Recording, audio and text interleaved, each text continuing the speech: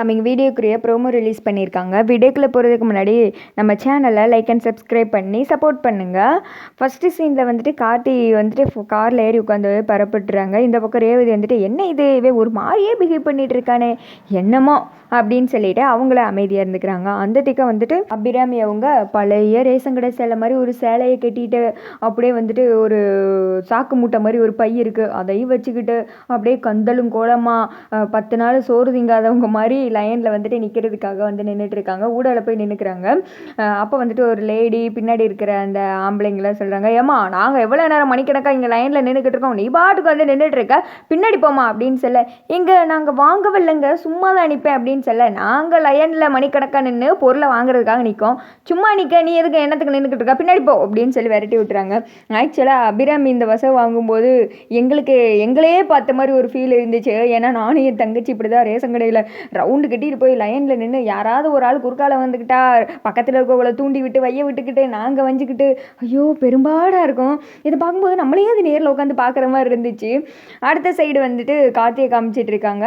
அப்போ வந்துட்டு கார்த்தி யோசித்துட்டு இருக்காங்க, ஐயோ என்ன இது அம்மா கிட்ட இருந்து இன்னும் ஒரு மெசேஜ் வரல, லொக்கேஷன் அனுப்பிச்சு விடுறேன்டாங்க, இப்படியே போயிட்டு இருந்துச்சுன்னா அவ்வளோதான், எந்த இடத்துக்கு போவனே தெரியாமல் போயிட்டு இருப்பேன், இவ வேற சும்மா இருக்க மாட்டா, என்னத்தையாவது நம்மளை கிண்டி கலர ஆரம்பிச்சிருவா, என்ன நடக்க போகுதுன்னு தெரியலையே அப்படின்னு சொல்லிட்டு கார்த்தி மைண்ட் வைஸில் புலம்பிக்கிட்டு இருக்கும்போது டங்குன்னு வந்துட்டு ஒரு மெசேஜ் வருது. பார்த்தா அபிராமி அவங்க அந்த நியாய விலை கடை இருக்குல்ல அந்த லொக்கேஷனை வந்துட்டு அமுச்சு விடுறாங்க.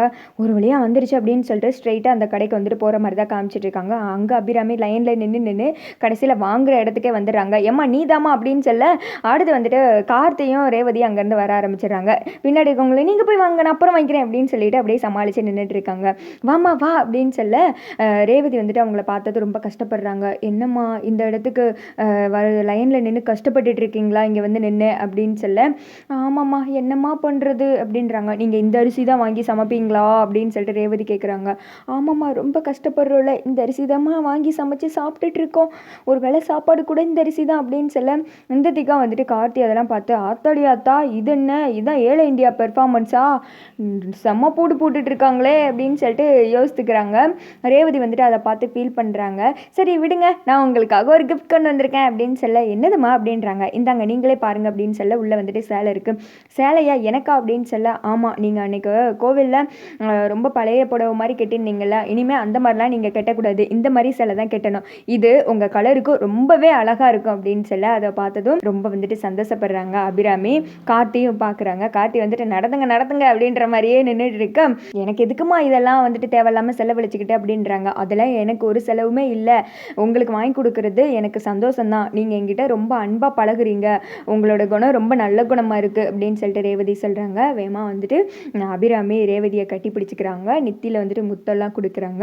அப்போ வந்துட்டு ஒரு செகண்ட் ரேவதி அப்படியே அபிராமியவே வந்துட்டு பார்த்துட்டு இருக்காங்க. என்னம்மா அப்படின்னு கேட்க, இல்லை அத்தை எனக்கு என்னன்னே தெரியல, உங்களை பார்த்தா எனக்கு வேறு வெளியாளுங்க மாதிரியே பார்க்க தோணவே இல்லை, எனக்கு ஏன் சொந்தத்தில் ஏன் குடும்பத்தில் ஒருத்தங்களா பார்க்குற மாதிரி தான் வந்துட்டு ஃபீல் ஆகுது, அது ஏன் எதுக்குன்னுலாம் எனக்கு சொல்ல தெரியல, ஆனால் நீங்கள் என்னோட சொந்தம் அப்படின்னே எனக்கு தோணுது அப்படின்னு சொல்ல, அபிராமி வந்துட்டு வேமா கார்த்தியை பார்க்குறாங்க. கார்த்தி வந்துட்டு என்ன இது இவளுக்கே இப்படிலாம் தோணுது அப்படின்னு சொல்லிட்டு ஒரு மாதிரி ஷாக்காகி போய் பார்ப்பாங்களே அதிர்ச்சியில், அந்த மாதிரி வந்துட்டு பார்த்துட்டு இருக்காங்க. அப்போ அபிராமி மனசுக்குள்ளே நினச்சிக்கிறாங்க, எப்படிமா தோணாமல் இருக்கும், ஏன்னா நீ என்னோட அண்ணே பொண்ணு, என் குடும்பத்தை சேர்ந்தவ, நானும் உன் குடும்பத்தை சேர்ந்தவ, அதனால தான் உனக்கு அப்படிலாம் தோணிட்டு இருக்கு அப்படின்ற மாதிரி வந்துட்டு மனசில் நினச்சிக்கிறாங்க. இனிமே என்னம்மா அப்படின்னு நினைக்கிறது தான், அதான் நம்ம சொந்தமாயிட்டோம்ல அப்படின்னு சொல்ல வேமா ரேவதி வந்துட்டு சிரிக்கிறாங்க. நீ ரொம்ப நல்ல பொண்ணுமா, நீ நல்லா இருக்கணும் அப்படின்னு சொல்லிட்டு மனசில் நினச்சிக்கிறாங்க அபிராமி. அதோட பார்த்தீங்கன்னா வீடியோ முடிஞ்சிருது.